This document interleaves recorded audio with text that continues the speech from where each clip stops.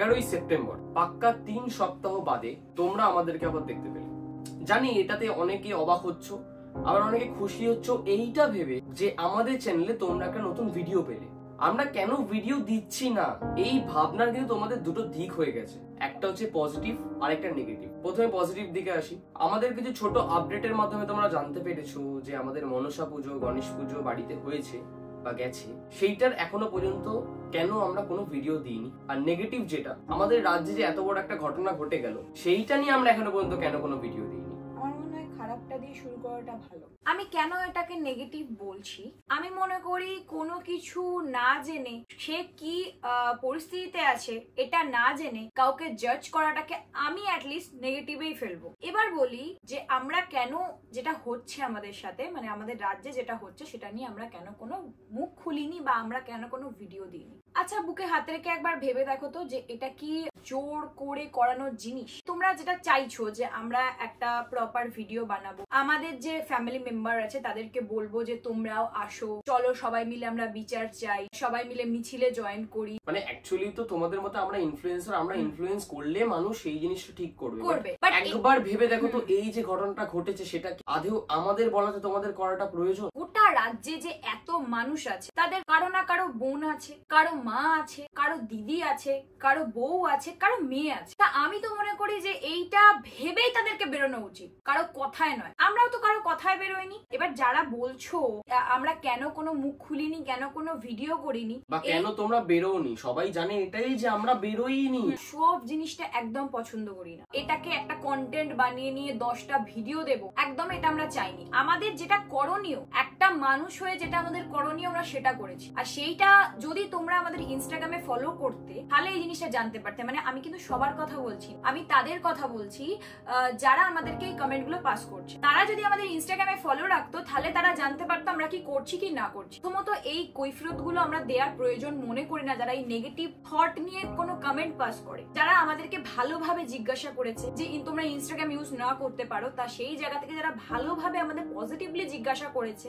তাদেরকে আমরা বলতে চাই যে যেদিনকে প্রথম রাত দখল করা হয়, যেদিনকে প্রথম রাত জেগে মিছিল করা হয়, যেটা হচ্ছে 14ই আগস্ট, মানে যেই দিনটা আশা করি অনেকেই এটা বলছে যেটা সবথেকে বড় মিছিল হয়েছিল, এটা ইতিহাসের পাতায় হতে পারে, লেখা হতে পারে, সেই দিন আমরা শ্যামবাজারে উপস্থিত ছিলাম। আর যদি তোমাদের এইগুলো প্রুফ লাগে, তোমরা আমাদের ইনস্টাগ্রাম আইডিতে গিয়ে ইনস্টাগ্রাম হাইলাইট জাস্টিস বলে ওইটাকে গিয়ে দেখতে পারো যে আমরা কবে কবে কোন দিন কোথায় কোথায় মিছিলে গেছি না গেছি, ওখানে প্রপার আপডেট দেওয়া আছে। এবার যারা আমাদেরকে নেগেটিভ কমেন্ট গুলো পাস করেছে, এবার তারা বলো কি বলবে, নিতে পারবে তো ফিরিয়ে তোমাদের কমেন্ট গুলো? এই জন্য বলি যে কাউকে জাজ করার আগে তোমরা দুবার ভেবে নাও। আজকে রাস্তায় সবার সামনে ভালো মানুষই দেখিয়ে we want justice, we want justice, একটা মেয়ের জন্য তোমরা জাস্টিস চাইছো, আবার একটা মেয়েকে এসে বাড়িতে বসে তাকে ভুলভাল জাজ করে, তাকে না জেনে সে কি করছে না করছে না জেনে তাকে একটা কমেন্ট পাস করে দিলে, এর জাস্টিসটা কে দেবে? কে দেবে এই জাস্টিসটা? যারা আমাদেরকে এই কমেন্ট গুলো করছো তারা বলো,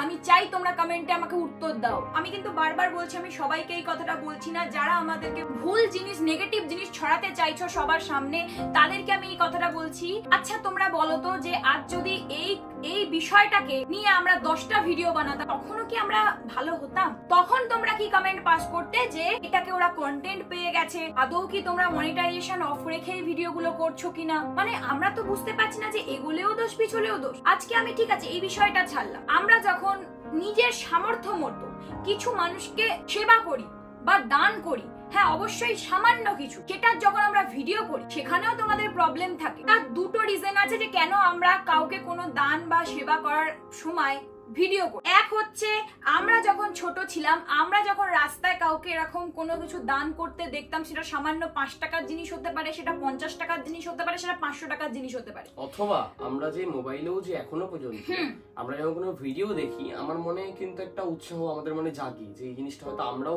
করব, ইচ্ছা জাগে। হ্যাঁ, আমরা যখন ছোট ছিলাম তখন হয়তো আমাদের 5 টাকা যোগ্যতা ছিল, এখন হয়তো 50 টাকা হয়েছে, পরে সেটা গিয়ে হয়তো 500 টাকা হবে, যদি ঠাকুরের ইচ্ছা থাকে তো, যদি সৎ পথে চলে থাকে তো।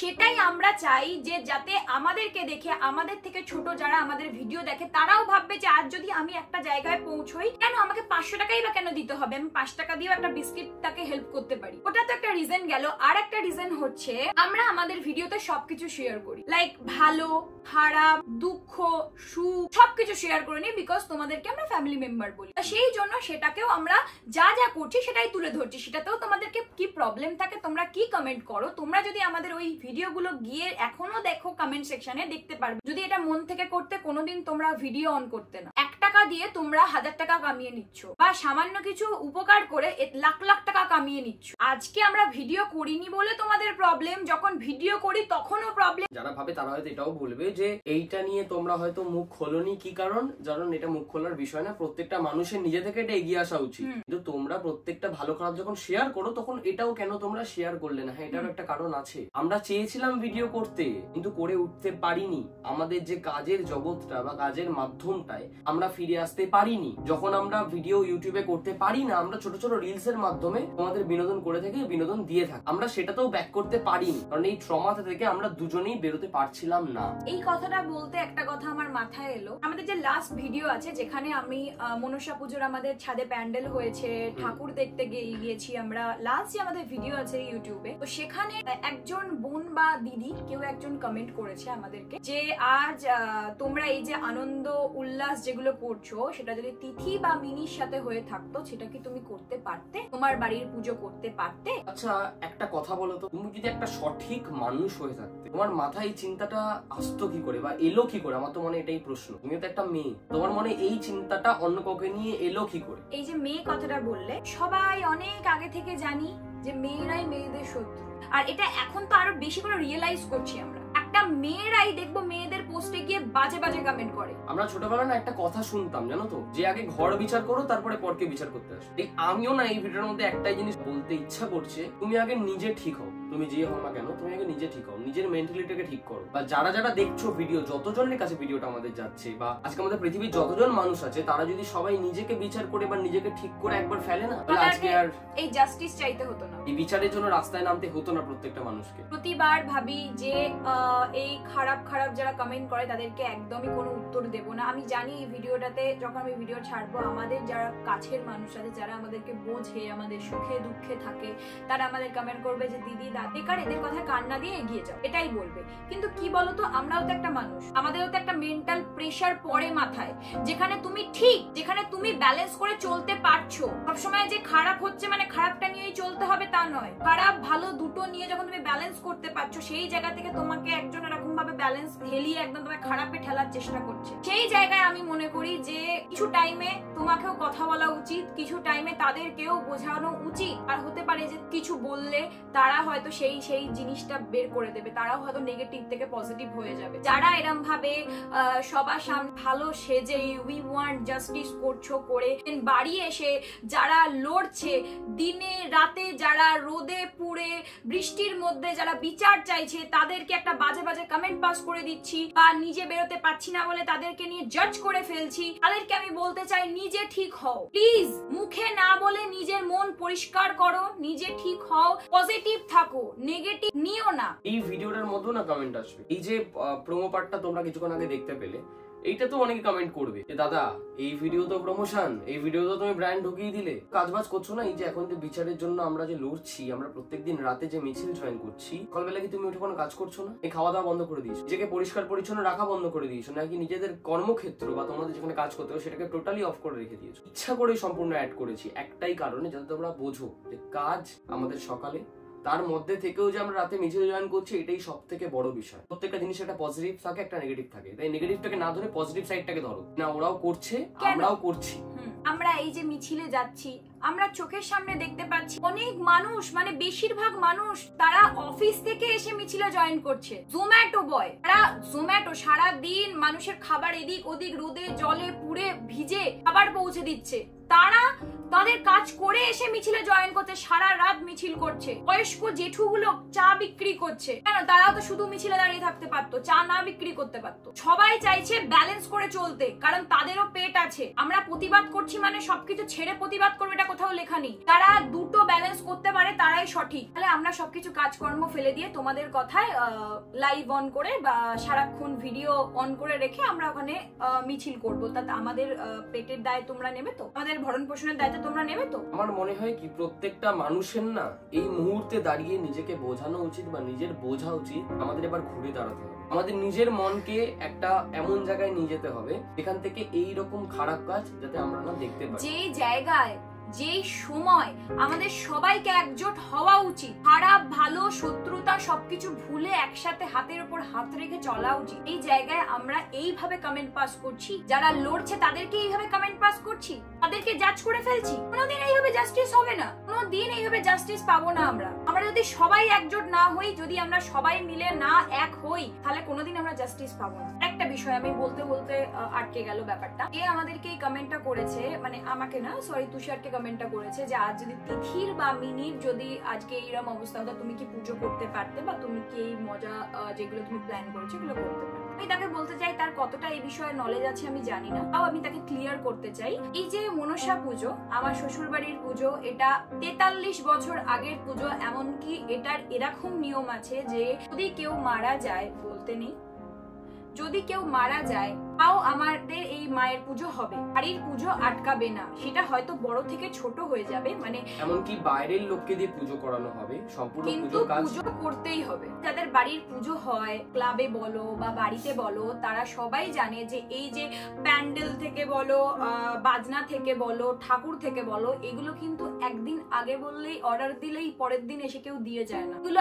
আগে থেকে বুক করতে হয়, এগুলো 1 মাস বা 2 মাস আগে থেকে অ্যাডভান্স করে দিতে হয়। এবার হয়তো বলতেই পারো যে এরকম অবস্থা থেকে তোমরা তো সেটা বাদ দিয়ে দিতে পারতে, ক্যান্সেল করে দিতে পারতে, তোমরা কেন করলে না? তোমরা তো নিজেই বললে যে আমরা বড় পুজো থেকে ছোট পুজো করতে পারতে। আচ্ছা কেন বলো তো এই গরিব মানুষগুলোর পেটের আমি ভাত নষ্ট করবো? তোমার একজনের ঠিক করতে গিয়ে একজনের সাথে ভুল হয়ে যাবে আমার জন্য। এই যে আমি বারবার একটা কথা বলছি, লাইফে ব্যালেন্স জিনিসটা খুব প্রয়োজন। যেটা আমরা পুজো করেছি তার সাথে আমরা কি করেছি কি না করেছি সেটা তোমরা মনসা পুজোর ব্লগ আসলেই বুঝতে পারবে। তখন আর তোমাদের এই কোয়েশ্চেনটা করতে হবে না, আমাদের জাজ করতে হবে না। ভিডিও যখন আমরা ছাড়বো তখনই তোমরা বুঝতে পারবে আমরা কি করেছি কি না করেছি। আর আমি মিছিলের একটা মুহূর্ত শেয়ার করি।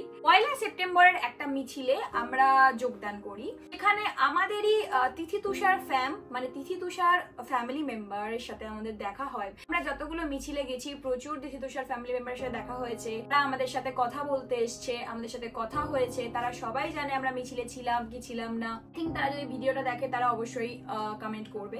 সেই জায়গা থেকে আমাদেরই একটা ফ্যামিলি মেম্বার আমাদের পাশেই বসেছিল, একজন একটা বোন। ও আমাদের সাথে কথা হয়, বসে আমাদের সাথে মিছিলে আমরা একসাথে স্লোগান দিই। সাথে একটা জিনিস ঘটে যায়, খুব নোংরা জিনিস ঘটে যায়, যেটা যদি 1 সেপ্টেম্বরের কেউ খবর দেখে থাকে, মানে নিউজ চ্যানেল দেখে থাকে বা যদি কোনো ভিডিও দেখে থাকে অবশ্যই জানতে পারবে। একজন লোক মদ্যপান করে এসে বোনটির সাথে খারাপ আচরণ করে, সেই ধর্ণা মঞ্চে এসে, তার সাহসটা একবার জাস্ট ভাবো। হ্যাঁ, তা সেইখানে আমাদের পাশে যখন হয়েছিল জিনিসটা, তা আমরা তো পারতাম যে আমরা থাক, আমাদের ফেসটা আমরা হাইলাইট করব না। তুষার তো ভাবতেই পারতো তোমাদের ভাষায় যে তিথির সাথে তো আর এটা হয়নি, মিনির সাথে তো আর এটা হয়নি, থাক চুপ করে যাই, যা হচ্ছে হচ্ছে থাক। তুষার কিন্তু সেটা করেনি। তুষার সঙ্গে সঙ্গে যায়। আমার মনে হয় মুখের থেকে ওরা ভিডিও দেখে নি, সব থেকে ভালো বেস্ট।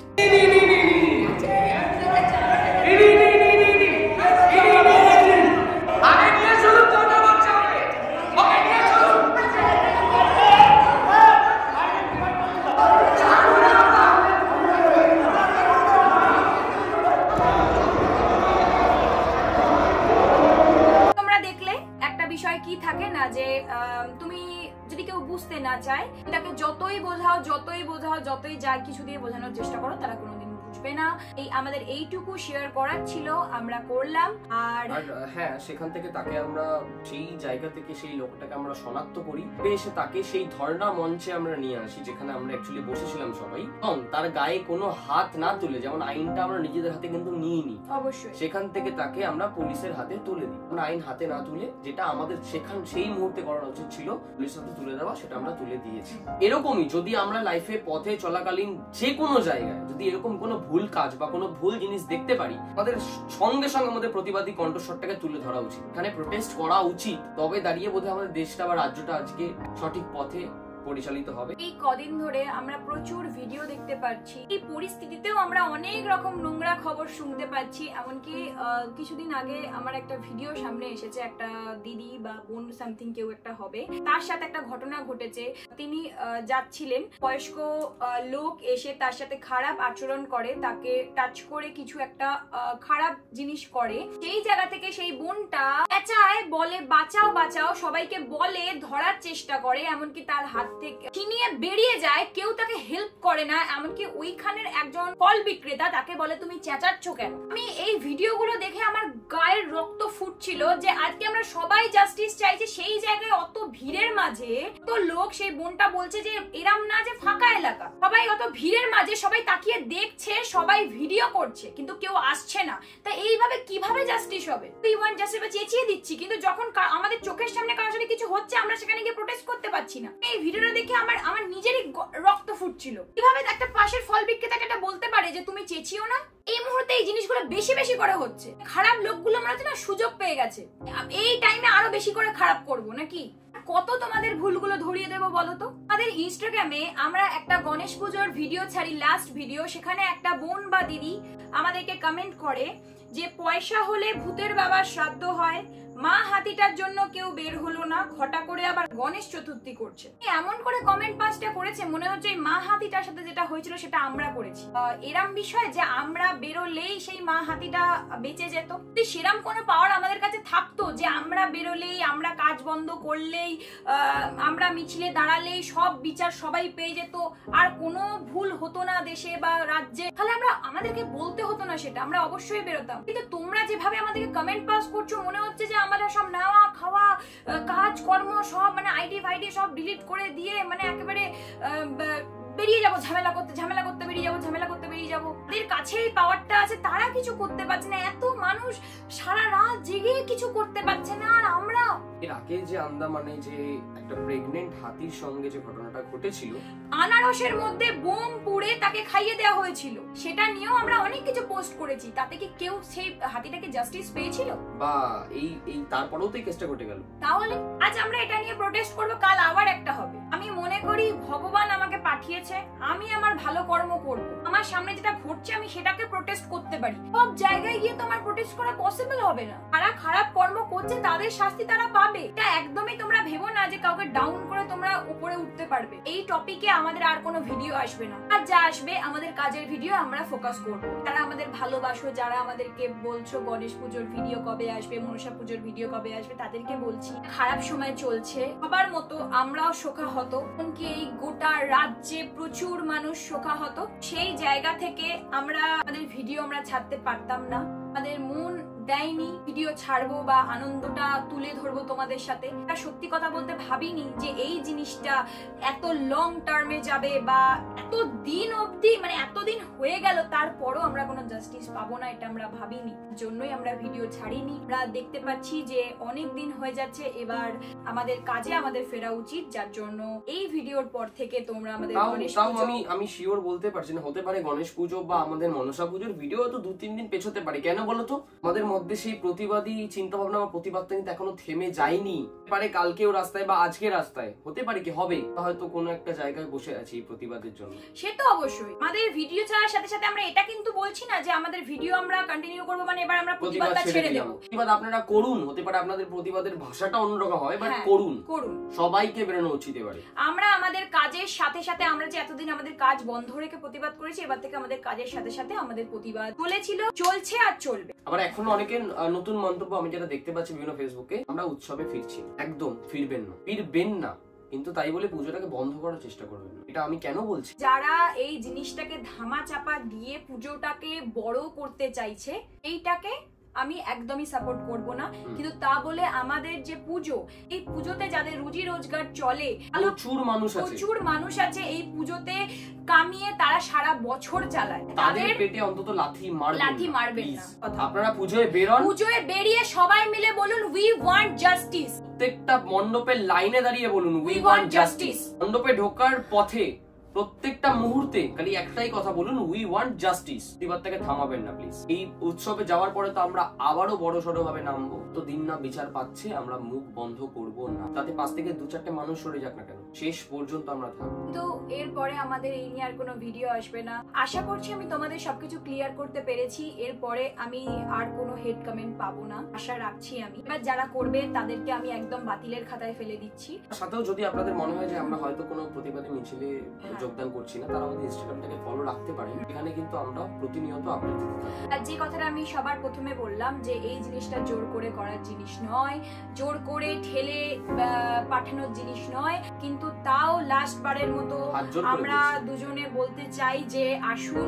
জানি না আপনারা কোন পরিস্থিতিতে আছেন, হতে পারে আপনাদেরও আসার ইচ্ছা হচ্ছে, মিছিলে যোগদান করার ইচ্ছা হচ্ছে, কিন্তু আপনাদের পরিস্থিতি সাথ দিচ্ছে না, বা অনেকের হতে পারে যে আপনারা যেখানে থাকেন সেখান থেকে বেরিয়ে আসতে পারছেন না। অনলাইনের মাধ্যমে আপনারা চেষ্টা করুন সাথে থাকার। বিচার আমাদের চাই, এটা আমরা একদিন পাবোই, সেটা হয়তো 2 দিন লেট হবে, কিন্তু আমাদের চাই।